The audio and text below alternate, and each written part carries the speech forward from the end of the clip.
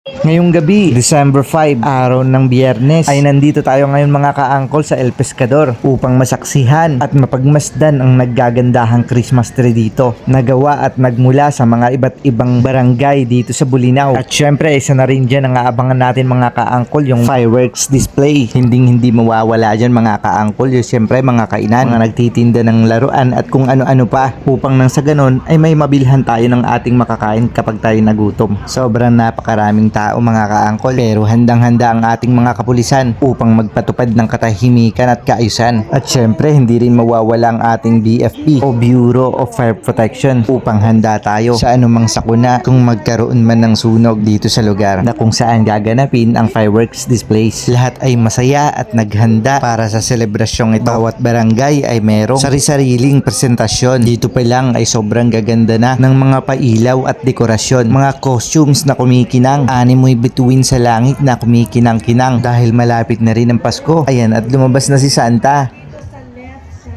Dahil hindi na rin ako makapaghintay, heto at ipapasilip na natin ang mga Christmas trees ng bawat barangay. Ito ang Christmas tree ng Barangay Katungi. Lahat ng makikita nating Christmas tree dito mga kaangkol ay gawa lamang sa mga recyclable and indigenous materials. Ito naman ang Christmas tree ng Barangay Salud. Lahat ng mga Christmas tree na to mga kaangkol ay talagang pinag-isipan at pinagpaguran. Hindi madali ang paggawa ng mga ganitong Christmas trees. Ito naman ang Christmas tree ng Barangay Balingasay. Bawat detalye at materyales ay talaga namang ginawang matibay. Ito naman ang Christmas tree ng Barangay Tupa. Bawat Christmas trees ay halos recyclable materials lamang ang iyong makikita. Ito naman ay Christmas tree ng Barangay Katuday. Uy, shout out kay Father Ed na saktong dumaan. Ito naman ang Christmas tree ng Barangay Arnedo. Dito ako nagtagal kanina kasi hinahanap ko yung chichiryang paborito ko. Ito naman ang Christmas tree ng Barangay Lambas. Ito naman ang Christmas tree ng Barangay Samang Norte. Grabe, masasabi mo talagang napaka-creative ng mga taga Bulinaw. Ito naman mga kaangkol ang Christmas tree ng Rosiente Second. Sige po. Ito naman ang Christmas tree ng Barangay Sampalok. Ito naman ang Christmas tree ng Kabuyaw. At ito naman ang Christmas tree ng Samangsor. Ito namang Christmas tree na to ay sa Barangay Patar. Itong Christmas tree naman na ito ay sa Barangay San Roque.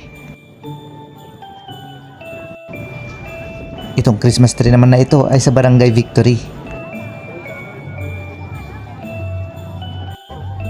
At itong Christmas tree naman na ito ay sa Barangay Diwi.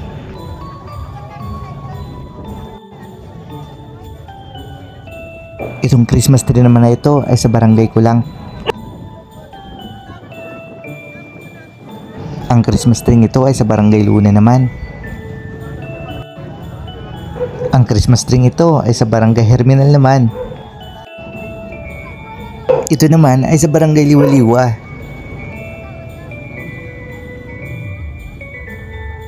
Itong Christmas tree naman na ito ay sa Barangay Ilog Malino. Itong Christmas tree naman na ito ay sa Barangay Lucero. Itong Christmas tree na to ay sadyang kakaiba dahil ang disenyo nito, animoy nasa loob ng aquarium ka. Ito ay sa Luciente 1. O ito namang Christmas tree na ito ay sa Barangay Zaragoza. Itong Christmas tree naman na ito ay sa Barangay Tara. Ito naman ay sa Barangay Concordia.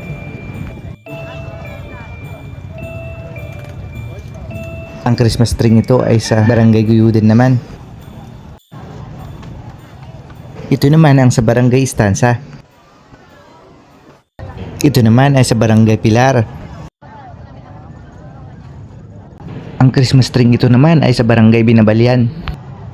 Contest nga pala ito mga kaangkol ng bawat barangay ng Bolinao sa pagandahan ng Christmas tree ng bawat barangay na kasali. Lahat sila magaganda kaya sigurado ang mga hurado ay mahihirapan talagang mamili. Pwede mong ipakita ang suporta mo sa barangay mo mga kaangkol sa pamamagitan ng pag-share ng video na to at sa pag-comment mo kung saang barangay ka dito sa Bolinao. Nais kong pasalamatan ang lahat sa inyong suporta at pagmamahal mga kaangkol.